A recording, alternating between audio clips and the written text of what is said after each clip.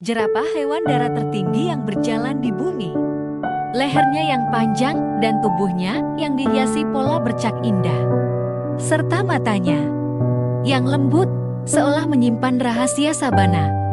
Banyak yang menganggap jerapah hanyalah hewan dengan leher panjang. Padahal, setiap sentimeter tubuhnya adalah hasil dari jutaan tahun adaptasi yang luar biasa. Lehernya yang menjulang, sanggup memandang jauh melampaui padang savana. Lidahnya panjang, berwarna gelap, lihai meraih daun-daun muda di puncak pohon. Dan di balik tubuh elegannya, ada sebuah jantung yang berdetak sekuat mesin pompa raksasa, bekerja keras agar darah bisa sampai ke otaknya yang tinggi di atas sana. Leluhur jerapah dulu bukanlah raksasa tinggi. Mereka hewan biasa, lehernya pendek, hidup di hutan-hutan lebat. Bagaimana mereka bisa berevolusi menjadi menara hidup di padang sabana? Sekitar 20 juta tahun lalu. Yang ada di depanmu bukan jerapah sekarang yang tinggi menjulang, tapi hewan bernama Chantum rex. Bentuknya mirip rusa, lehernya biasa aja, gak ada tanda-tanda bakal jadi hewan dengan leher terpanjang di dunia. Saat itu, dunia perlahan berubah. Hutan lebat yang dulu menutupi daratan mulai menyusut dan digantikan oleh sabana yang terbuka luas. Pohon akasia tumbuh tinggi, daun-daun muda hanya tersedia di pucuk tertinggi. Seolah alam sedang memberi tantangan. Kalau kamu mau bertahan hidup, cari cara buat meraih makanan yang gak bisa dijangkau hewan lain. Dan disinilah evolusi dimulai. Generasi demi generasi, leher Chantumeri pelan-pelan memanjang. Bukan cuma leher, tapi juga tubuh bagian dalam mereka ikut beradaptasi. Jantung mereka membesar luar biasa, supaya bisa memompa darah ke kepala yang semakin jauh di atas. Tekanan darah meningkat hingga beberapa kali lipat dari mamalia biasa, sesuatu yang kalau terjadi pada manusia, bisa bikin kita sakit parah.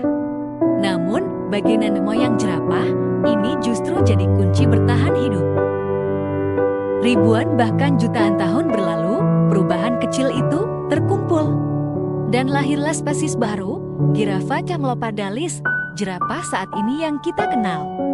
Leher panjang yang sekarang jadi ciri khas mereka bukan sekedar untuk terlihat unik, tapi benar-benar sebuah tiket bertahan hidup di sabana Afrika membuat mereka bisa menjangkau makanan yang tak terjamah hewan lain. Jadi, setiap kali kamu melihat jerapah dengan lehernya yang elegan, ingatlah bahwa panjangnya bukan hadiah instan dari alam.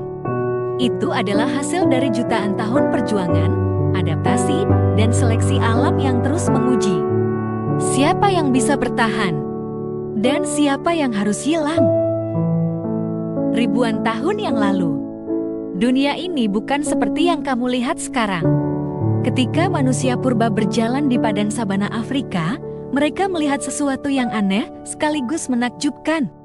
Seekor makhluk tinggi menjulang, lehernya panjang gak masuk akal, kepalanya seperti melayang di atas pohon. Itu jerapah, hewan yang dari dulu sampai sekarang selalu bikin orang berhenti sejenak hanya untuk menatapnya. Buat manusia purba, jerapah bukan cuma tontonan. Mereka sumber hidup, dagingnya jadi makanan, kulitnya dipakai buat pakaian. Tapi yang menarik, jerapah juga masuk ke ranah spiritual.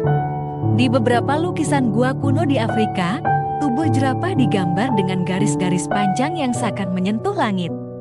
Buat orang dulu, hewan ini dianggap penghubung antara bumi dan langit, makhluk yang seolah bisa menjangkau dunia para dewa. Ketika peradaban mulai lahir, jerapah ikut masuk dalam cerita manusia. Nama ilmiah jerapah sendiri juga punya cerita unik. Orang Romawi kuno menyebutnya camelopardalis. Gabungan dari kata camellus yang berarti unta dan pardalis yang berarti macan tutul. Kenapa begitu? Karena tubuhnya mirip unta yang panjang dan tinggi, tapi kulitnya punya bercak-bercak kayak macan tutul. Tapi jerapah bukan sekadar hewan tinggi dengan nama aneh. Mereka punya peran penting dalam menjaga keseimbangan sabana Afrika. Bisa dibilang, jerapah adalah penjaga kanopi sabana. Bayangin, dengan lidah mereka yang bisa mencapai 45 cm, jerapah mampu meraih daun muda akasia yang nggak bisa dijangkau hewan lain. Gerakan makan sederhana ini ternyata berdampak besar. Mereka mencegah pepohonan tumbuh terlalu rimbun sehingga sinar matahari bisa menembus ke tanah dan memberi kehidupan untuk rumput serta tumbuhan kecil di bawahnya. Bukan cuma itu, saat jerapah menelan biji itu keluar lagi lewat kotoran, tersebar hingga puluhan kilometer dari pohon asalnya, lengkap dengan pupuk alami. Dengan cara ini, jerapah ikut menanam hutan baru di sabana. Dan ada lagi, saat mereka merobek daun atau menggoyang dahan, ranting-ranting kecil sering patah dan jatuh ke tanah. Ranting itu kemudian dimanfaatkan oleh zebra, impala, atau hewan-hewan kecil lainnya yang nggak bisa meraih pucuk pohon. Jadi, sekali jerapah makan, ada ranting yang dimanfaatkan untuk hewan lain. Kalau jerapah hilang dari sabana, ekosistem akan kehilangan keseimbangannya. Pepohonan tumbuh liar, cahaya matahari berkurang, dan banyak spesies lain ikut terdampak. Kehadiran mereka ternyata bukan hanya soal tinggi badan, tapi juga tentang bagaimana mereka diam-diam menjaga kehidupan di Afrika. Dan meski lehernya terlihat tak berujung, ternyata jumlah ruas tulang leher jerapah sama persis dengan manusia, hanya 7 ruas. Bedanya, tiap ruas bisa mencapai 25 cm, membentuk menara hidup yang ikonik. Tapi jangan terkecoh dengan kelembutan matanya atau gerakan anggunnya. Jerapah punya kekuatan mematikan. Dengan satu tendangan saja, mereka bisa melumpuhkan singa pemangsa paling ditakuti di sabana. Tendangan itu bukan hanya pertahanan, tapi juga pengingat. Keanggunan bisa menyembunyikan kekuatan yang luar biasa. Dan di balik semua itu, ada ironi yang menyayat hati. Hewan setinggi itu, yang seharusnya mustahil dikalahkan, justru kalah oleh makhluk yang jauh lebih kecil, yaitu manusia. Jerapah kehilangan rumahnya sedikit demi sedikit, ditebang demi ladang dan kota. Leher panjang yang dulu jadi keuntungan, kini malah jadi kelemahan, membuat mereka mudah terlihat, mudah diburu. Di Afrika, jerapah sudah hilang dari banyak wilayah tempat mereka dulu berkeliaran. Populasi mereka turun drastis dalam beberapa dekade terakhir. Bayangkan, hewan yang dulu mendominasi cakrawala sabana, kini semakin jarang terlihat.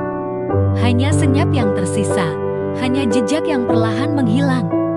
Dan di titik inilah, kita harus bertanya pada diri sendiri, apakah dunia masih layak disebut lengkap bila bayangan jerapah lenyap dari langit senja Afrika?